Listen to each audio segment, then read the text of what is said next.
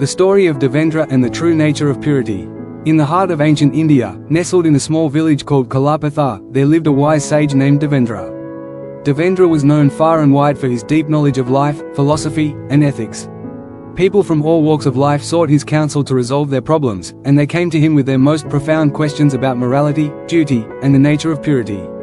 One day, a young man named Vikram came to the sage, troubled by a question that had been weighing on his heart. Vikram was a well-meaning man who had lived an honorable life, but he was struggling with his thoughts on a particular issue.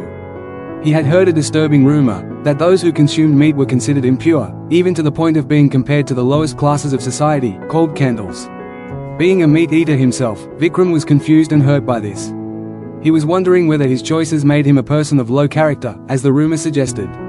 Master Devendra, Vikram asked, bowing his head, I have heard it said that a person who consumes meat is as base as a Yavana, someone lower than the lowest class of society, the Kandala. I have always enjoyed eating meat, but now I wonder if this makes me a vile person. Could my actions really be so wrong, so base, that I am comparable to those who are despised by society? Devendra, with his calm and penetrating gaze, invited Vikram to sit beside him. He smiled and spoke gently, his voice carrying the weight of wisdom. Vikram, your question is indeed one of great importance, for it reflects a deeper concern about the nature of purity, virtue, and the essence of human actions. Let me share with you a story, so that you may understand the true meaning behind this teaching. The sage began, in ancient times, there was a great king named Chanakya, who ruled over a prosperous kingdom. He was known for his wisdom and just rule, and his court was filled with wise men, sages, and scholars. One day, King Chanakya invited the great rishis and wise men of his kingdom to a grand feast. At the feast, all sorts of dishes were served, fruits, grains, vegetables, and even meats. The wise men, each of them discerning and pure in thought, observed that the king's feast was not just a physical nourishment but also a test of the essence of purity in human actions. Devendra paused, allowing Vikram to reflect on this. Among the guests at the feast, there was a man named Rajan, who was a devoted follower of the sacred teachings and a purist in his ways. Rajan was known for his deep reverence for life, his strict adherence to purity, and his belief that those who ate meat were tainted by the act of taking life. When he saw that the king had served meat at the feast, he grew very upset. In his mind, he believed that consuming meat was a grave sin, and those who did so were beneath him, lower in purity and essence than even the lowest classes of society.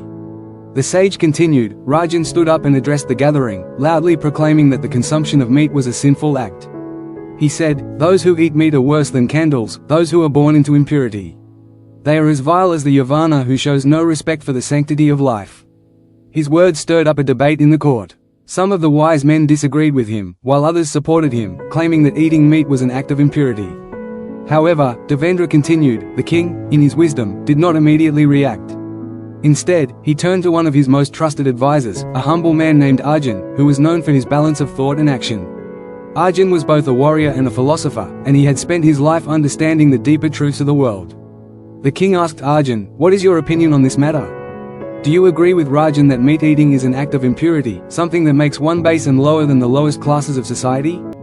Arjun, without hesitation, spoke clearly and calmly, Your Majesty, the act of consuming meat is not inherently impure.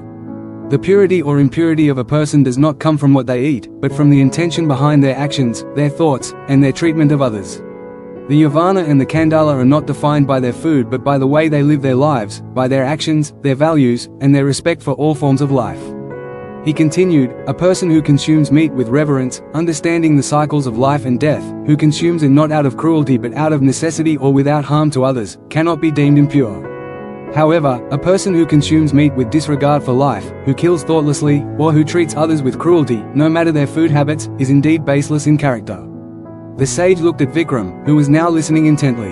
You see, Vikram, Devendra said, the teachings you have heard, that a meat-eater is equal in baseness to 1,000 candles, are a simplification of a much deeper truth. It is not the consumption of meat that defines a person's purity, but their actions, their respect for all life, and their adherence to dharma, or righteousness. Just as the Yavana, the one who consumes meat, cannot be judged solely by their choice of food, the Kandala, the lowest class, cannot be deemed impure by birth alone. Purity comes from the heart, from the mind, and from the way we live. A compassionate man, no matter his diet, is purer than one who abstains from meat but lives in hatred and cruelty. Vikram nodded slowly, beginning to understand the sage's words. So, Master, he asked, the true essence of purity is found not in what we eat but in how we live and how we treat others. Exactly, Devendra said with a smile. The essence of purity lies in one's character, their intentions, and their respect for all life. Purity cannot be measured by superficial actions alone, but by the heart's devotion to goodness, kindness, and righteousness. Vikram left the sage's presence with a newfound understanding. He realized that purity was not simply about following strict dietary rules or social expectations, it was about living with awareness, compassion, and mindfulness in every action he took. And so, from that day forward, Vikram embraced a life of mindfulness, striving to live in harmony with all beings, to act with compassion, and to walk the path of wisdom. He understood that true purity came from within, and that his food choices, though important, were only one small part of a much greater whole. The story of Rajan, Arjun, and the wisdom of Devendra remain with Vikram, reminding him always that the essence of a person's worth is determined not by their outward actions, but by the purity of their heart and the goodness of their deeds. Thanks for watching. If you found this video insightful, don't forget to give it a like, share it with others who might benefit, and subscribe to the channel for more valuable content like this. Hit the bell icon so you never miss an update. See you in the next video.